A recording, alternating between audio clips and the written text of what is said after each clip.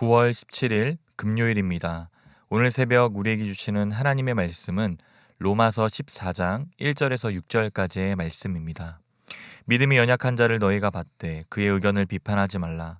어떤 사람은 모든 것을 먹을 만한 믿음이 있고 믿음이 연약한 자는 채소만 먹느니라. 먹는 자는 먹지 않는 자를 업신여기지 말고 먹지 않는 자는 먹는 자를 비판하지 말라. 이는 하나님이 그를 받으셨음이라. 남의 하인을 비판하는 너는 누구냐? 그가 서 있는 것이나 넘어지는 것이 자기 주인에게 있음에 그가 세움을 받으리니 이는 그를 세우시는 권능이 주께 있음이라. 어떤 사람은 이날을 전날보다 낮게 여기고 어떤 사람은 모든 날을 같게 여기나니 각각 자기 마음으로 확정할지니라. 나를 중히 여기는 자도 주를 위하여 중히 여기고 먹는 자도 주를 위하여 먹으니 이는 하나님께 감사함이요 먹지 않는 자도 주를 위하여 먹지 아니하며 하나님께 감사하느니라. 아멘.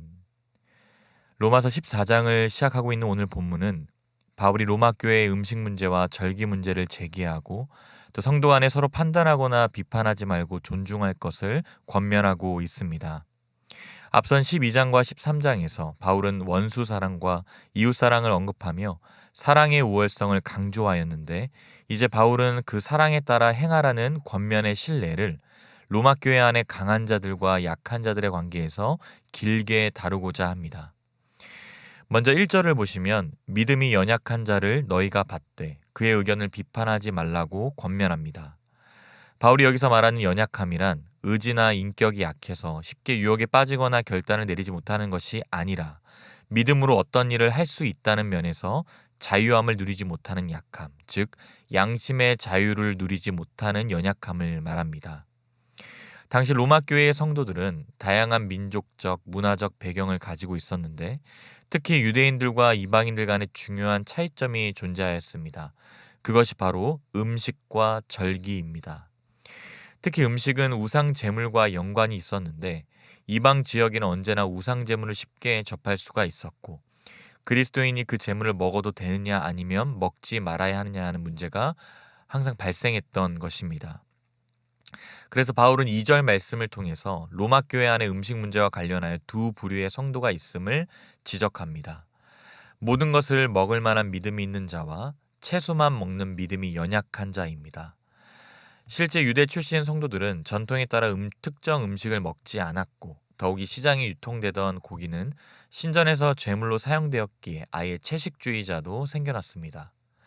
그러나 이방 출신 성도들은 음식 문제에 거리낌이 없었고 이방의 신들은 존재하지 않으며 아무것도 아닐 뿐 음식 자체가 결코 사람을 더럽게 할 수 없으므로 신전에 바쳐진 고기라 하더라도 모든 음식을 하나님께 감사하며 먹을 수 있었습니다. 이로 인해 적잖은 갈등이 발생했고 오늘 이 바울은 그들 모두를 향하여 이렇게 권면합니다. 3절입니다. 먹는 자는 먹지 않는 자를 업신여기지 말고 먹지 않는 자는 먹는 자를 비판하지 말라.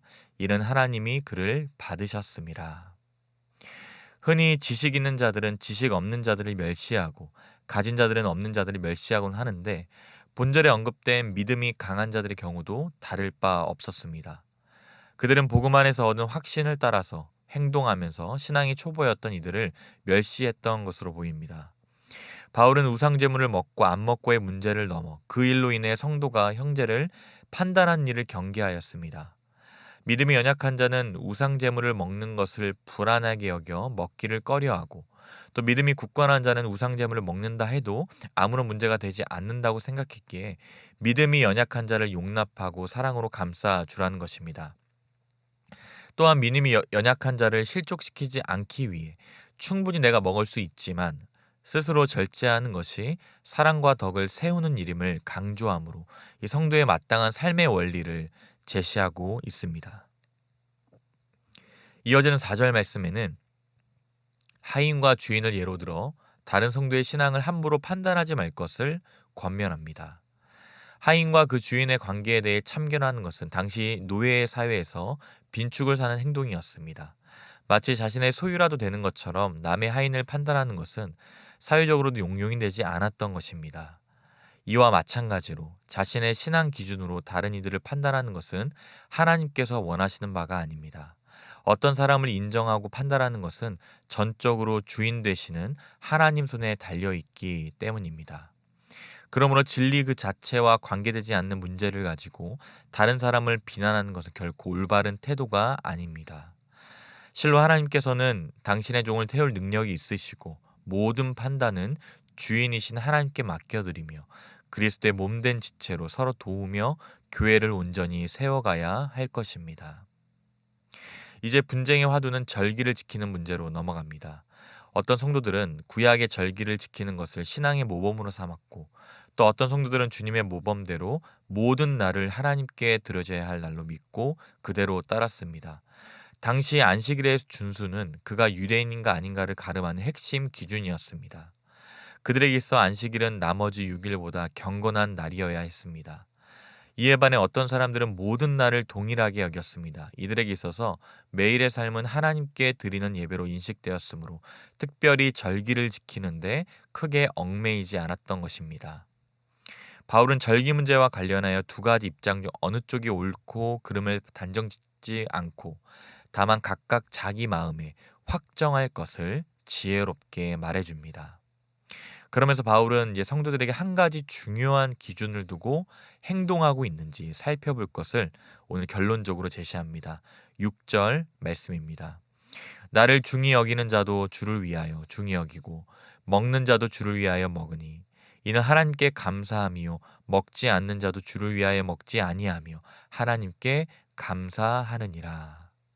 바로 주를 위하여의 이 기준을 두라는 것입니다. 그 다양한 문제들에 대한 구체적인 행동 양식보다는 마음가짐 그리고 궁극적인 목적이 중요함을 강조하고 있는 것이죠. 즉 절기를 지키는 문제나 음식을 먹는 문제에 있어서 어떤 태도를 취하는가가 중요한 것이 아니라 자신의 그 행동이 과연 주를 위한 것인가의 문제가 더 중요한 것입니다. 채소만 먹는 자는 주를 위하여 그렇게 할 것이고 또 음식을 가리지 않는 자도 그에게 자유를 주신 주님을 위하여 그렇게 하며 특정한 날을 중히 여기는 자도 주님의 특별한 은혜를 생각하면서 그렇게 하고 모든 날을 동일하게 여기는 자들도 매일 하나님께 헌신하는 마음으로 주를 위하여 그렇게 하는 것이라면 아무 문제가 없습니다. 오히려 진짜 문제는 모든 삶의 영역에서 하나님이 베풀어 주신 은혜를 알고도 감사하지 않고 영화롭게 하지 않는 데 있을 것입니다. 사랑하는 성도 여러분, 이러한 원리는 로마 교회 성도들뿐만 아니라 오늘을 살아가는 교회 성도들에게도 여전히 유효합니다. 특히 시대가 빠르게 변하고 다원화된 문화적 사회에서는 한 교회를 구성하는 성도들의 사회적 문화적 배경이 한층 복잡해지고 다양해졌기 때문입니다. 또한 나름의 가치관과 또 올바른 신앙생활에 대한 인식의 차이 역시 상당히 크다고 할 수 있습니다. 만일 저마다의 신념과 가치관 내지 자기 세대의 문화적 특징만을 옳다고 주장한다면 어떠한 모습이 나타날까요? 그리스도의 몸된 교회는 제대로 서지 못할 것이고 참된 기쁨을 누릴 수 없게 될 것입니다. 따라서 오늘 바울의 가르침은 오늘을 살아가는 모든 성도들에게 더욱 절실합니다. 각자의 생각 또 가치관의 차이가 복음을 변질시키는 것이 아니라면 다르다고 해서 쉽게 비판하지 말아야 합니다. 나와 다른 성도를 인정해야 합니다.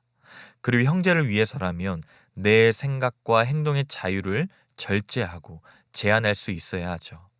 더 나아가서 그리스도께서 우리를 용납하셨던 것 같이 서로가 용납하고 함께 한 몸으로 온전한 연합을 이루어 가야 할 것입니다.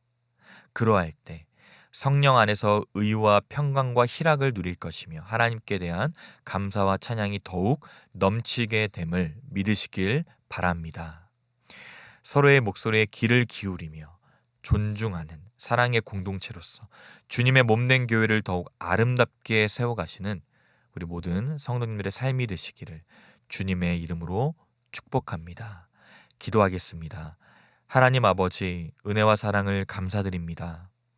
나와 생각이 다르더라도 믿음이 약해 보이더라도 하나님께서 받으셨음을 기억하며 사랑의 공동체를 이루는 우리 교회가 되게 하여 주시옵소서. 삶의 모든 영역마다 주께서 베풀어 주신 은혜에 감사하며 날마다 주를 위하여 살아가기를 원합니다. 오직 성령 안에서 평강과 희락을 누리며 사랑과 덕을 세워가도록 인도하여 주시옵소서. 그리스도께서 우리 모두를 용납하셨듯이 갈등이 생길 때마다 서로의 의견과 생각을 존중하며 공동체의 하나됨을 온전히 이루게 하여 주시옵소서. 감사드리며 살아계신 예수 그리스도의 이름으로 기도드리옵나이다. 아멘. 개인적으로 기도하실 때 오늘 주신 말씀을 붙들고 기도하시고 주간 기도 제목을 따라서 모든 소그룹 모임을 위해 기도하겠습니다. 다락방과 훈련 모임 가운데 말씀의 은혜가 있게 하시고 비대면 온라인으로 모임이 진행된다 하더라도 거룩함과 하나됨을 온전히 이루어갈 수 있도록 마지막으로 코로나19 신부산교회 공동기도문으로 함께 기도하겠습니다.